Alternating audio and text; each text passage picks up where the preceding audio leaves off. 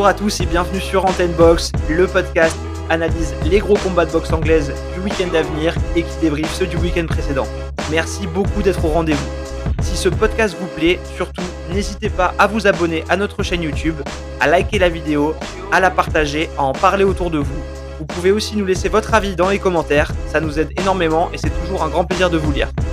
Retrouvez-nous également sur notre page Instagram Antenne Box et sur les plateformes de podcast Spotify et Google Podcast. Au sommaire de cette semaine, on va parler de Errol Spence Jr. qui touche Danny Garcia dans un combat tout en maîtrise technique et tactique et confirme qu'il est intact, du combat à venir entre Anthony Joshua et Kubrat Pulev pour enfin laisser derrière lui le chapitre Andy Ruiz, et de Shakur Stevenson qui fait son entrée chez les Super Plumes. Quelles sont ses perspectives dans cette catégorie ? On finira par la question de la semaine. Allez, c'est parti, on démarre avec le débrief. Alors quel combat d'Errol Spence Jr. Vraiment, moi je l'ai trouvé impressionnant. Dès le début du combat, c'est lui qui a dicté le rythme. Il s'est mis très vite au centre du ring. Dans la première phase de combat, parce qu'il y en a eu plusieurs, il va rentrer pour toucher Danny Garcia et tout de suite ressortir. Moi j'ai beaucoup aimé son attitude parce qu'il n'hésitait pas à jaillir et à s'imposer sur le ring. Il ne s'est pas juste contenté d'empêcher Danny Garcia de rentrer et de boxer. C'était une entame qui a été très tactique, très technique pour Spence. On voit qu'il était vigilant. On se disait à ce moment-là qu'il allait avoir une vraie opposition de style, qu'on avait un Garcia qui allait guetter la moindre erreur de Spence pour essayer de le punir derrière. Il était prêt à contrer avec des coups lourds dès que Spence serait pas assez vif. Donc Spence a pris quelques coups au début, mais au global il avait un super timing, il réussissait bien ses sorties. Garcia il avait beaucoup de mal à trouver la faille parce que comme contre Mike Garcia en fait, Spence a complètement empêché Danny Garcia de trouver sa distance. Au début on voyait que Spence faisait attention à pas trop venir près, à pas être accroché, il était prudent. Et à ce moment-là, on se disait que Garcia pouvait être dangereux à tout moment, même si paradoxalement, en parallèle, il donnait aussi un peu un sentiment d'impuissance. On voyait qu'il guettait l'erreur de Spence, sauf que en fait, Spence n'en a fait quasiment aucune. Donc on se dit que la question à ce moment-là, c'est est-ce que Spence va réussir à gérer aussi bien ses rentrées-sorties pendant 12 rounds, ou est-ce qu'il va finir par se fatiguer et créer des opportunités pour Garcia ? Et on se disait aussi que s'il y avait une opportunité, elle serait vraiment en deuxième partie de combat pour Garcia. Mais en fait, plus ça avançait, plus Spence prenait confiance, parce que les quelques coups qu'il a pris lui ont permis de se tester aussi, même si c'était sûrement testé avant, mais voilà, il avait vu en combat qu'il était résistant là-dessus, et surtout par rapport aux coups que mettait Garcia. Et on se disait au fur et à mesure qu'en fait, il ne serait pas inquiété. Donc c'était vraiment un combat difficile pour Garcia, qui devait guetter en fait les miettes de Spence pour le contrer, mais Spence a rien laissé en fait. Et en plus, il laissait pas du tout Garcia avancer. Donc il n'a pas laissé développer quoi que ce soit ou proposer sa boxe. C'était un combat hyper frustrant, je pense, pour Garcia. À partir du 6e, on a vu que Spence a confirmé qu'il était vraiment en confiance. Il a commencé à venir plus près, à venir au contact, à se coller par moments pour mettre vraiment de l'impact au corps. Il allait plus volontiers. Dans la première partie du combat, donc on avait un Spence qui empêchait Garcia de trouver sa distance. Dans la deuxième, il est venu au contact, il est venu proche, il a plus varié, surtout sur les rounds 6 à 8. Il a forcé Garcia à pouvoir répliquer que sur un ou deux coups, mais justement Garcia n'arrivait pas à trouver cette clé face à un Spence qui déployait plusieurs palettes de sa boxe. Au 9e, Spence a même laissé le centre à Garcia pour le box à la distance, et au 10e, il a remis la marche avant. Donc moi, je trouve quand même que Garcia a été méritant, même s'il s'est éteint petit à petit, parce que je pense que c'était vraiment très très dur pour lui. Il reste quand même dans le combat, il est resté vigilant à l'affût d'une possible opportunité, mais on savait assez vite que ce serait fini en fait et que Spence allait gagner ce combat. Même dans le 12e, alors qu'il sait qu'il a déjà gagné, Spence met quand même la pression, il remporte logiquement la victoire au point à la fin du combat. Donc pour moi, une fois qu'on a fait le film du match, je trouve qu'on a assisté vraiment à une masterclass de Spence. Franchement, maîtrise technique, maîtrise tactique, il nous a montré plusieurs palettes de sa boxe, il a pu se tester. Je pense que c'était quand même dans l'absolu une bonne opposition pour lui, même si voilà, c'était un combat à sens unique, mais Garcia c'est un adversaire qui voulait punir les erreurs de Spence, qui était venu pour ça, aussi pour proposer plus, mais il n'a pas pu le faire. Il a poussé en tout cas Spence à être vigilant en début de combat, à pas faire d'erreurs. Moi j'étais rassuré aussi par rapport à son combat contre Sean Porter, dont je parlais dans le dernier podcast, où je trouvais qu'il prenait trop de coups, qu'il s'exposait trop. Là, on voit qu'il a vraiment gommé ses défauts et que il était hyper vigilant, qu'il bougeait bien, qu'il arrivait bien à sortir, à bien bloquer. Et Garcia, en fait, il n'a pas su emballer le combat, il a manqué de vitesse. Et s'il a été dedans, je trouve que c'est quasi exclusivement à cause de Spence. parce qu'il a eu une telle maîtrise et une telle emprise énorme sur le combat. Il a rien laissé en fait, comme je disais, il a empêché Garcia de faire le match. Donc il faut pas non plus être trop dur avec lui. Il a été courageux dans un combat qui était vraiment compliqué, très frustrant pour lui je pense, mais le final c'est que Spence était beaucoup trop fort en fait. Donc un autre point, c'est que Spence il a quand même pris quelques coups comme je le disais au début. Il a pu se tester en match, donc se tester sur sa résistance sur un ring et pas juste en sparring. Donc là-dessus aussi pour moi on a quelques réponses par rapport aux questions qu'on se posait sur son état de santé suite à son accident. Et suite à ça, maintenant, forcément, ce qu'on veut et que j'ai détaillé un peu plus longuement dans le podcast précédent, c'est le combat pour la suprématie des welter, Crawford contre Spence. Donc moi, ce combat, en plus, il m'a donné encore plus envie de voir cette opposition se faire. Et voilà, pour finir sur ce sujet, moi, je répète, bravo à Spence. Pour tous ceux qui font de la boxe, c'est vraiment un combat à regarder pour voir les rouages d'une emprise tactique sur un combat. On passe maintenant à la partie analyse avec le premier combat, celui qui va voir s'opposer Anthony Joshua et Kubrat Pulev. Ce combat, pour moi, c'est l'occasion pour Joshua d'enfin tourner la page Andy Ruiz définitivement. Andy Ruiz qui, on le rappelle, avait complètement brisé le rêve américain de Joshua, puisqu'en juin 2019, donc pour le tout premier combat de Joshua aux États-Unis, dans en plus le mythique Madison Square Garden, Joshua à la base devait affronter Jarrell Miller qui a finalement été suspendu à la suite d'un contrôle positif au dopage et a été remplacé en dernière minute par Andy Ruiz qui était un relatif anonyme aux yeux du grand public. L'objectif de ce voyage aux États-Unis c'était clairement de mettre en valeur la star Joshua, de le faire briller devant les fans américains.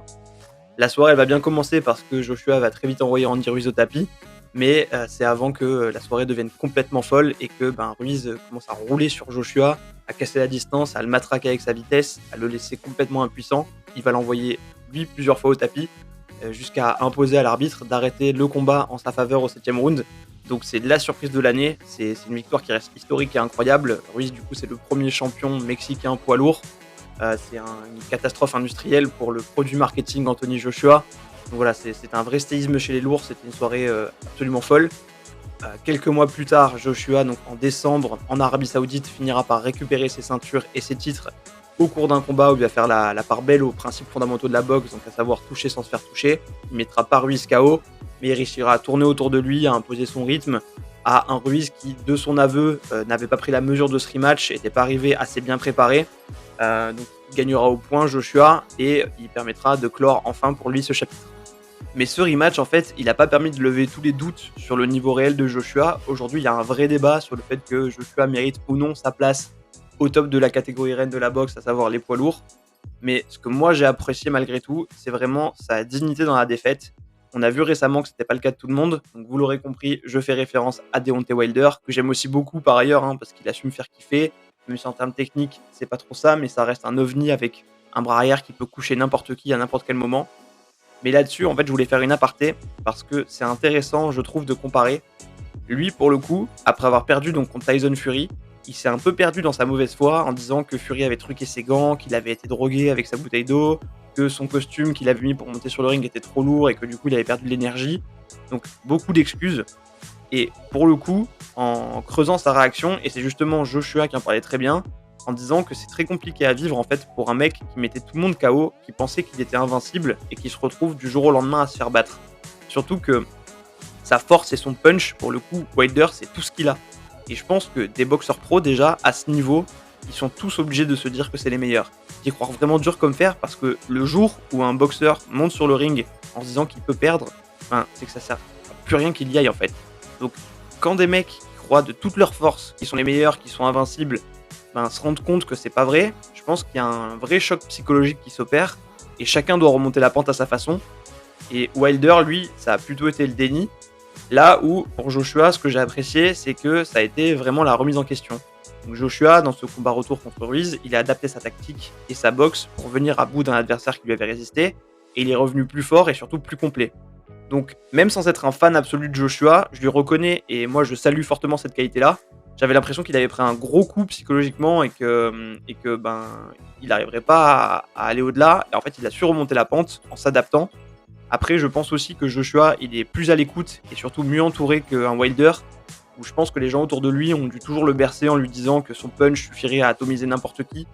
Et surtout, un point marquant, c'est qu'une figure proche de lui, donc son entraîneur, son ex-entraîneur Mark Breland, qui s'est fait virer pour avoir commis la trahison de jeter l'éponge lors du combat retour contre Fury, alors qu'il avait juste voulu protéger son boxeur, ben, ça montre un peu l'état d'esprit de Wilder.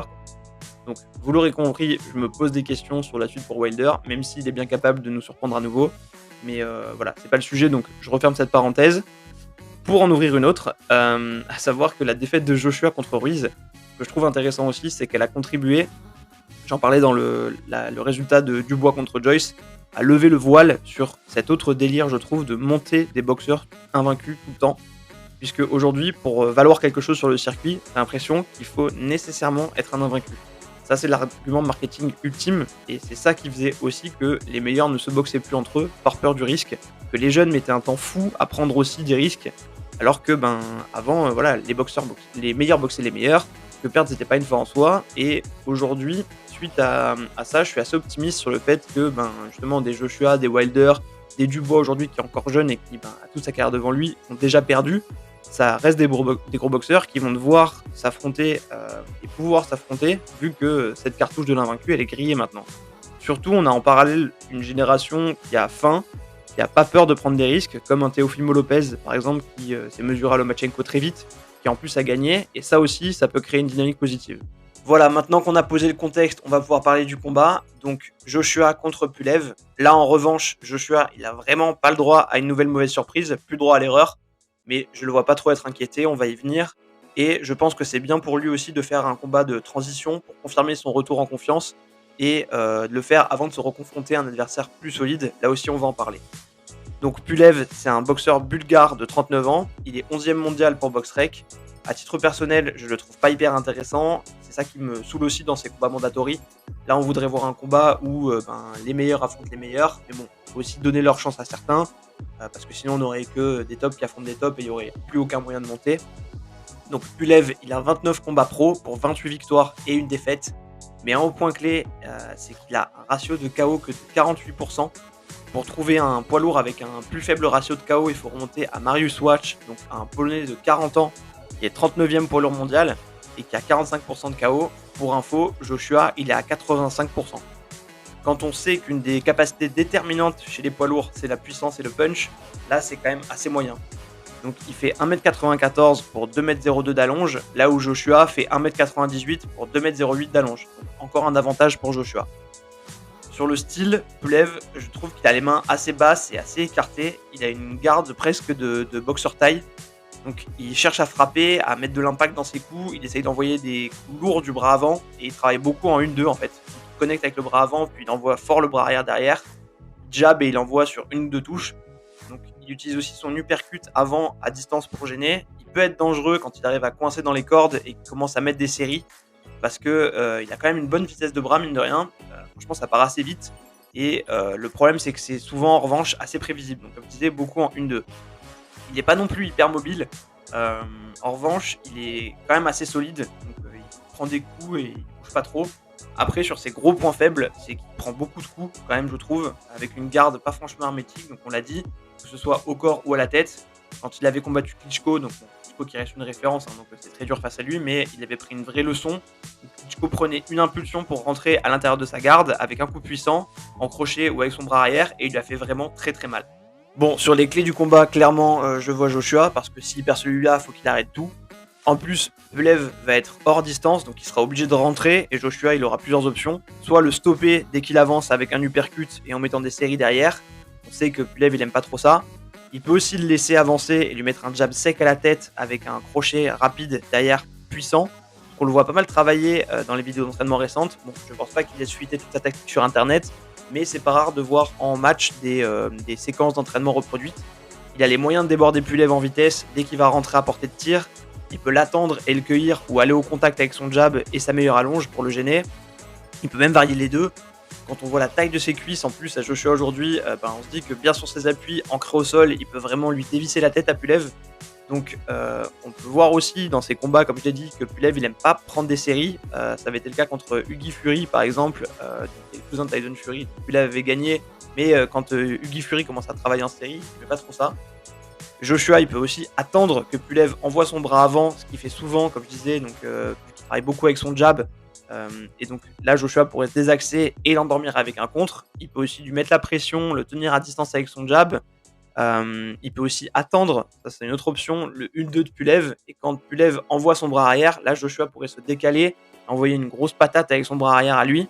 Je dis ça parce que c'est marrant, mais Fury avait adapté cette technique contre Wilder dans leur premier combat, où en fait il voyait que Wilder envoyait souvent son bras avant et juste après son bras arrière, et en fait Fury peut plonger, se baisser dès que Wilder envoyait le bras avant pour pas prendre la droite de Wilder. Donc c'est assez intéressant. Chisora, il a pas mal fait ça dans son combat contre Pulev, donc qu'il a perdu parce qu'il manquait beaucoup de cardio. Dès le 4e round, justement, Chisora était dans les cordes à subir, et c'est une position préférentielle, ça on l'a dit pour Pulev. Donc il a pas mal reculé, et ça il faut pas. Mais quand il avait fait ces mouvements-là, ça gênait Pulev. Je pense qu'il va essayer aussi de pas mal accrocher, mais au contact, Joshua il pourra travailler en blocage remise. Il est aussi beaucoup plus mobile, Joshua, pour le coup. Il peut lui faire monter les mains, envoyer sa droite au corps. Bref, je pense que l'arsenal technique de Joshua, aujourd'hui, il est trop complet pour qu'il puisse être inquiété par un boxeur comme Pulev, surtout avec sa force de frappe qui est vraiment limitée pour un lourd.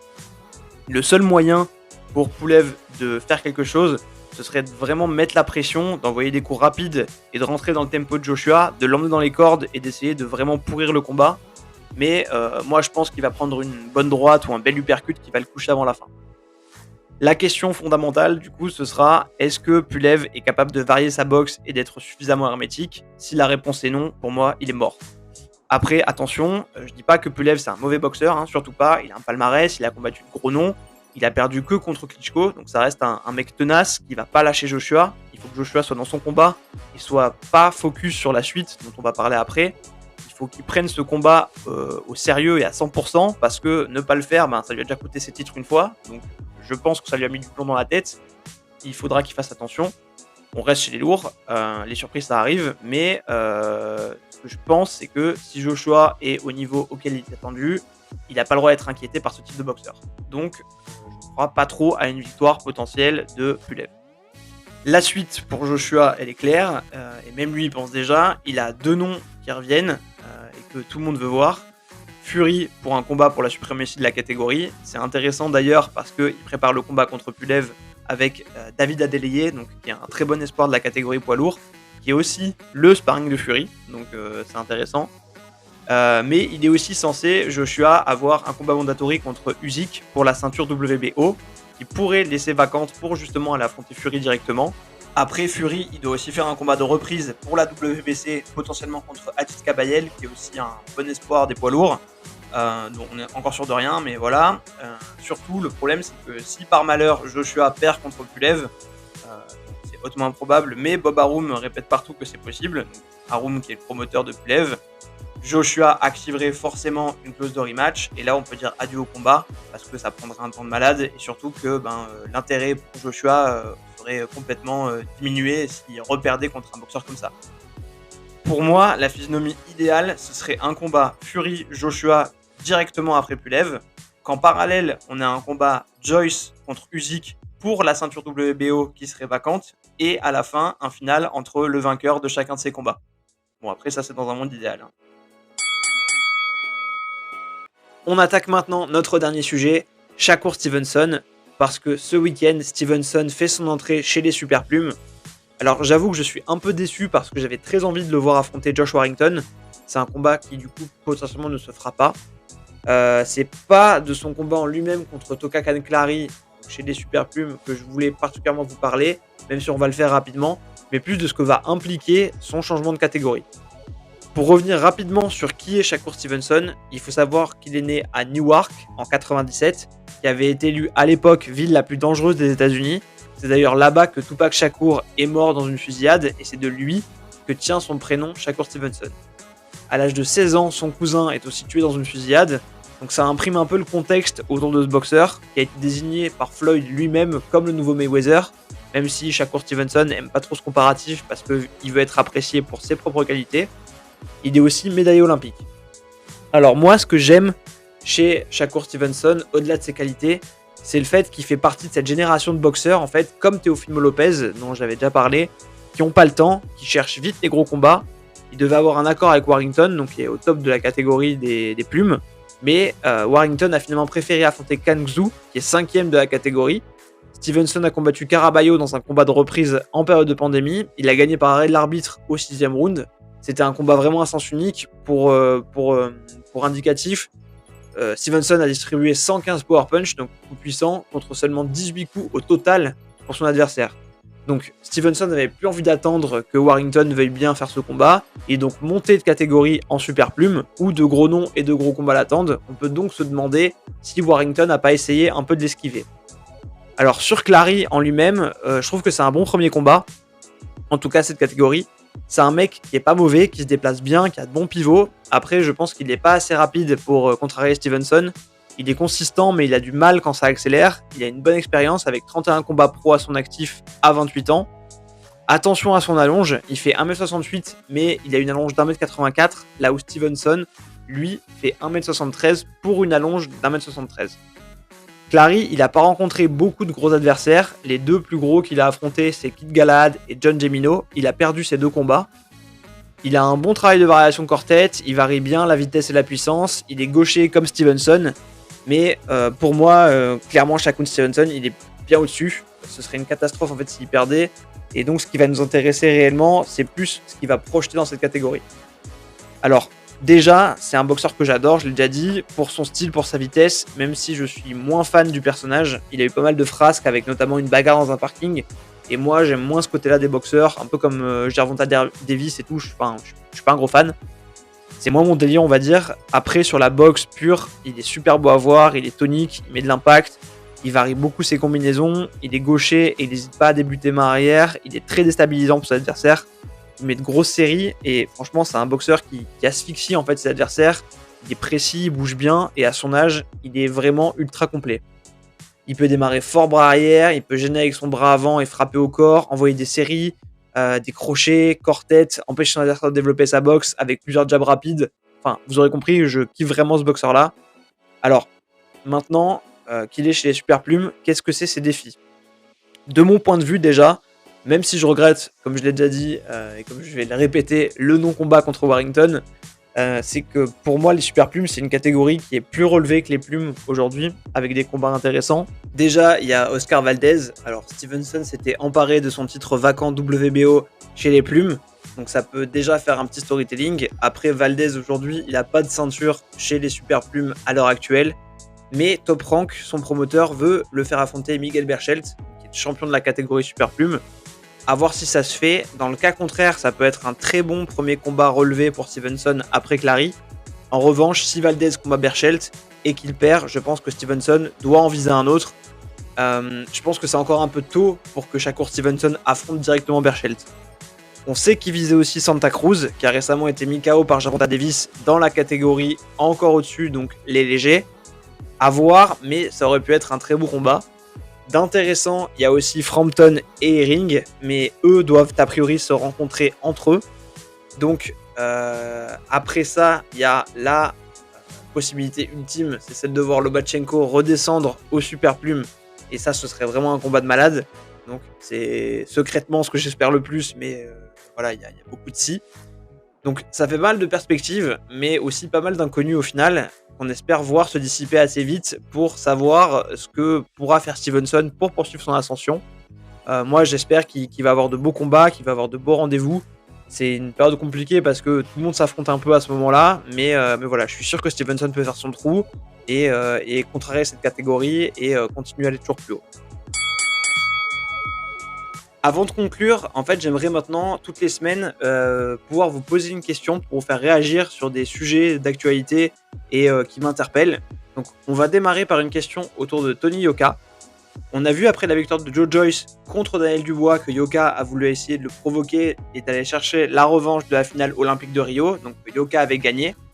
J'ai dit dans mon podcast précédent que je ne voyais pas le combat se faire dans l'immédiat, dans la mesure où, à ce stade, il n'y a aucun intérêt pour Joe Joyce. Et cette semaine, les déclarations de son clan sont allées un peu dans ce sens. Joyce veut se projeter sur un combat susceptible de lui donner rapidement une chance mondiale. Donc, c'est c'est pas forcément vers Yoka qu'il va se tourner.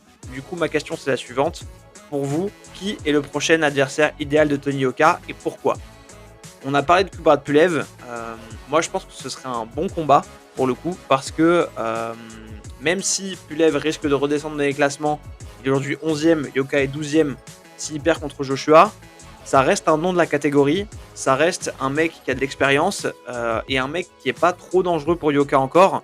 Donc je pense que ça pourrait être bien pour lui de le prendre. En plus, c'est le même promoteur qui est Top Rank. Donc il y a des choses à faire. Ça pourrait faire parler de Yoka. Donc voilà, mon avis c'est celui-là. J'attends vos réponses avec impatience sur ce sujet. Vous pouvez laisser votre avis en commentaire de cette vidéo. Donc n'hésitez pas, ce sera avec plaisir que je recueillerai votre avis.